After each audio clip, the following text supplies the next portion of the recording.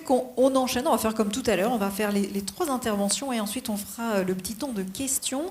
Et donc je vais convier Frédéric Barrière qui représente effectivement l'association Fait des Sciences Nouvelle-Calédonie et qui donc anime dans les établissements scolaires et auprès des jeunes, pas que. Alors attends, là il faut que je me mette, je suis pas mal normalement. Et effectivement tu vas nous faire un petit retour d'expérience de plusieurs initiatives, programmes finalement que tu mènes.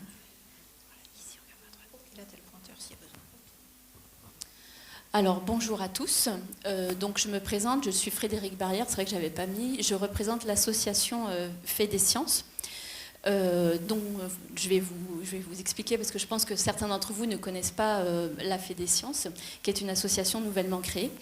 Donc nous, tout à l'heure, Maëva parlait de chefs d'orchestre et d'instruments. Ben, nous, on fait partie des instruments. Donc ils vont aller en fait sensibiliser les jeunes. Alors on a beaucoup parlé de collégiens, de lycéens et d'enseignement supérieur, mais nous, on intervient auprès des primaires, mais aussi en côté extrascolaire. C'est-à-dire que voilà, on vient faire des petits ateliers avec des jeunes qui sont volontaires pour faire des ateliers sur le numérique. Donc ma présentation s'organisera en 4 parties. Je suis scientifique, donc du coup, il faut que ça soit cadré. Je vous présenterai la Fait des Sciences et le contexte de sa formation. Je vous présenterai aussi notre gros projet du moment qui est justement la création d'une maison du ciel et de l'espace du côté de Watom. Et ensuite, je vous présenterai le déploiement et l'organisation d'un événement C-Space en Nouvelle-Calédonie avec notre cher ami Kevin. Et puis les autres projets de la Fait des Sciences autour du spatial, mais aussi autour du numérique, parce qu'on parle beaucoup de numérique. Alors, la Fait des Sciences, en fait, c'est une fédération qui a été créée en 2023, fin 2023, et son objectif, c'était de regrouper les associations qui qui font de la science, qui font de la diffusion de la culture scientifique sur le territoire, de nous regrouper dans le but de lancer un gros projet qui était un projet de maison des sciences en Nouvelle-Calédonie.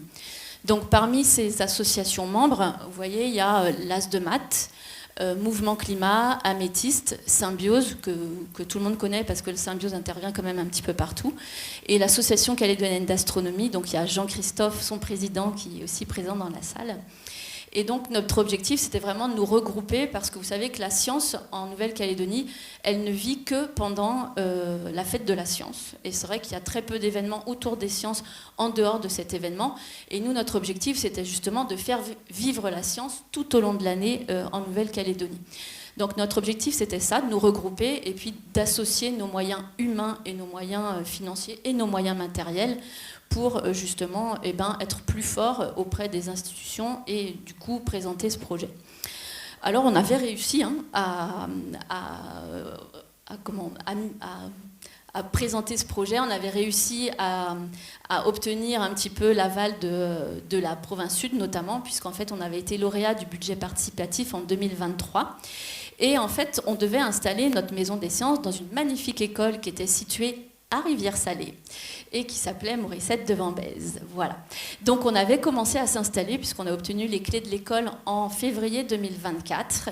On avait commencé déjà à installer notre matériel. L'ACA avait déjà commencé à peindre sa salle pour y installer son planétarium.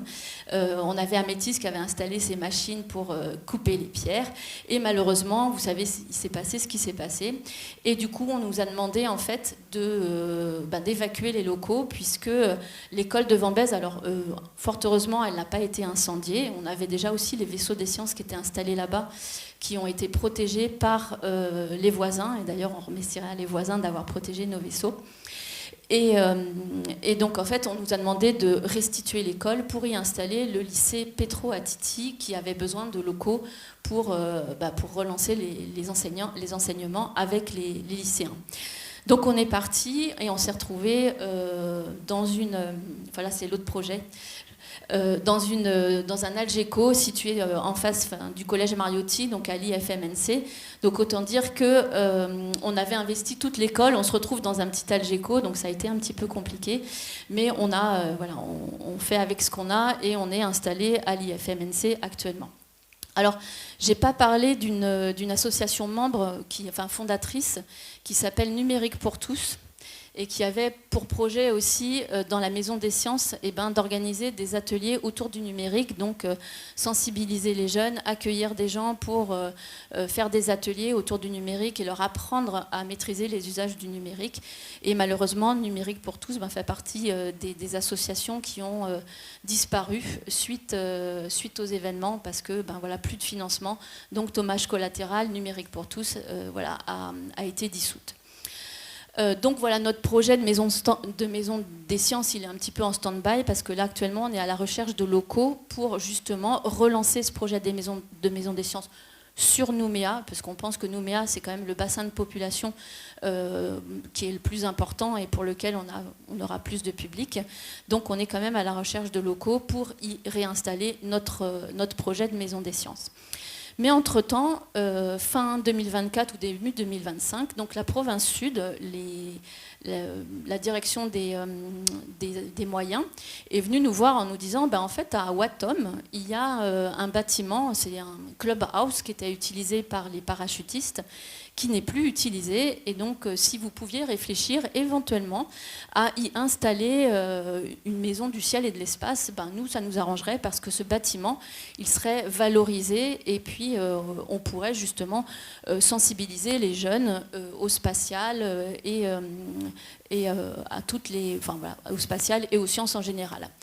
Donc en fait, ils nous ont demandé effectivement d'essayer de réfléchir à l'aménagement d'une maison des sciences, d'une maison du ciel et de l'espace dans cet espace. L'objectif, c'était, comme je vous disais, de valoriser un site qui ne sera plus utilisé, de mettre en valeur l'historique, parce que vous savez que ce site en fait a été utilisé par les Américains pendant la Seconde Guerre mondiale. Donc il y a des vestiges en fait de la Seconde Guerre mondiale qui sont installés là-bas. Donc on a un moteur d'avion, on a un VAB qui est installé aussi là-bas. Et puis de sensibiliser les jeunes aux phénomènes astronomiques, mais aussi de valoriser une installation qui a été mise en place par le CNES, donc un télescope qui a été installé là-bas. Et en fait, l'objectif, ce serait un petit peu de faire le lien entre le télescope qui est installé et puis des ateliers qui seraient proposés dans la maison du ciel et de l'espace. Donc voilà, on a réfléchi un petit peu à l'aménagement. Donc comme vous voyez, il y a toute une partie. Alors j'ai pas de laser, c'est dommage. Si, j'ai un laser ici, en haut, là. Non. Ici. Ah, voilà, ici. Donc on a toute une partie ici où on aurait la partie plutôt aéronautique, donc avec les moteurs qui sont situés sous ce hangar ici. Donc l'histoire de l'aéronautique. Et puis en fait, à partir du moment où on arrive dans la salle, vous voyez, on a tout cet aménagement ici avec des choses sur les satellites, sur les moteurs de fusée, sur le système solaire, puisqu'on essaye en fait de diversifier, parce qu'on va accueillir pas que des scolaires, mais aussi du grand public. Donc il faut faire un petit peu rêver. Et c'est vrai que toutes les expositions qui parlent des planètes en général, ça fait rêver les enfants. Et puis ensuite, après, une salle consacrée à l'espace profond avec des expositions temporaires et éventuellement des casques de réalité virtuelle. Même, on avait imaginé des sièges interactifs comme ça, mais bon, on verra quand le musée sera mis en place. Donc voilà, on a un petit peu avancé. Et d'ailleurs, Scoop, on est lauréat du budget participatif de cette année pour travailler sur ce projet-là. Et donc, on est en train de chercher, alors c'est ma diapo suivante, des financements supplémentaires. Donc là, budget participatif, je reviens en arrière, on l'a obtenu. Voilà, on l'a obtenu. Pacific Women Lead, c'est la CPS en fait qui propose des appels à projets. Et donc là, en fait, on a dit qu'on sensibiliserait les jeunes filles au métier de l'espace et au métier du numérique, parce que voilà, c'est une réalité.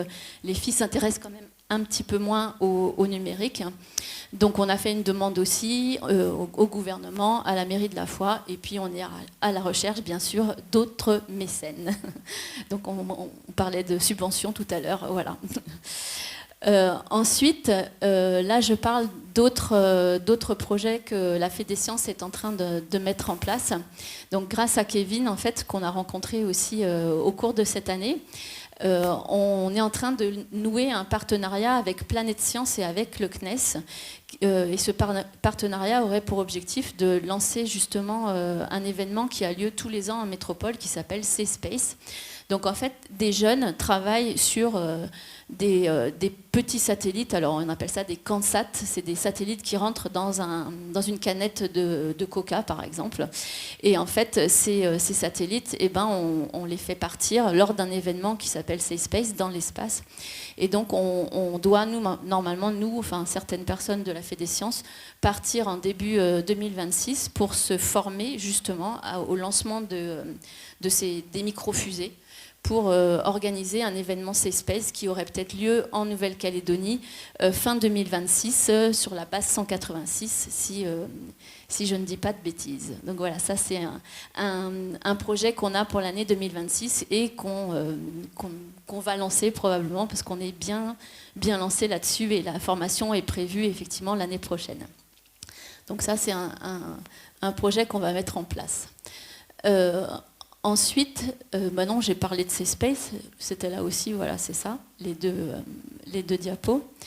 Et ensuite, alors ça c'est les autres projets que la Fée des Sciences mène en lien avec le spatial et le numérique. Donc je parle du planétarium numérique dont dispose l'association calédonienne d'astronomie. Et ça faisait partie par exemple de la mutualisation des moyens, puisqu'en fait au sein de l'ACA, il y a 1 ou 2 personnes qui sont formées à utiliser le planétarium. Et le problème c'est que ce planétarium, il tournait plus, il itinérait plus beaucoup. Et donc en fait, en créant la Fée des Sciences, l'ACA a formé quelques animateurs de la Fête des Sciences et c'est ce qui nous a permis en fait d'utiliser le planétarium pendant la Fête de la Science. On est allé à Thio par exemple avec le planétarium, on a fait des petits ateliers sur l'espace aux petits gamins de Thio qui étaient émerveillés et qui nous ont promis qu'ils regarderaient le ciel le soir même. Et l'ACA justement aussi, avec l'ACA on porte un projet d'achat de planétarium numérique parce qu'actuellement le planétarium de l'association calédonienne d'astronomie c'est un planétarium optique, enfin en fait il y a une ampoule et après on a une espèce de cache qui représente les constellations et les étoiles et bon maintenant le numérique quand même, enfin un planétarium numérique ça offre un maximum de possibilités. Donc là effectivement on a déposé aussi des dossiers auprès de UFDVA et auprès du budget participatif pour transformer notre planétarium optique en planétarium numérique. Donc là pareil, l'ACA aussi a reçu une réponse favorable de la part du budget participatif. Et notre objectif, c'est aussi de créer des petites vidéos, puisque dans ces planétariums numériques, on peut diffuser tout ce qu'on veut. On peut même diffuser des choses en lien avec les fonds sous-marins. Mais là, nous, ce qu'on veut faire, c'est plutôt un petit film qui parle des légendes du ciel, mais des légendes kanak, puisque vous savez qu'il y a des légendes polynésiennes, des légendes néo-zélandaises, maoris. Donc il n'y a pas de raison qu'il n'y ait pas de légende du ciel kanak. Donc là, on est en lien avec un conteur qui va éventuellement nous parler des légendes kanak du ciel. Et donc on le traduirait en film qui serait diffusé sur Dôme 360 et qu'on pourrait peut-être vendre au planétarium, puisque vous savez qu'il y a plein de planétariums dans le monde qui sont à la recherche de petites vidéos qui montrent les cultures et la vision des étoiles dans les autres cultures. Donc voilà un des projets portés par la Fée des Sciences. Et un projet qui me tient à cœur, puisqu'en fait c'est moi qui anime ce club robotique depuis 2019. Alors il faut savoir que je ne suis pas du tout dans le dolmen, puisque moi à la base je travaille sur les vers de terre. Et en fait ce projet il est né d'une bénévole qui en avait marre de voir ses enfants sur les écrans à faire n'importe quoi, à jouer, et qui me dit moi en fait je créerais bien un club robotique dans lequel les enfants apprendraient à faire eux-mêmes leurs jeux.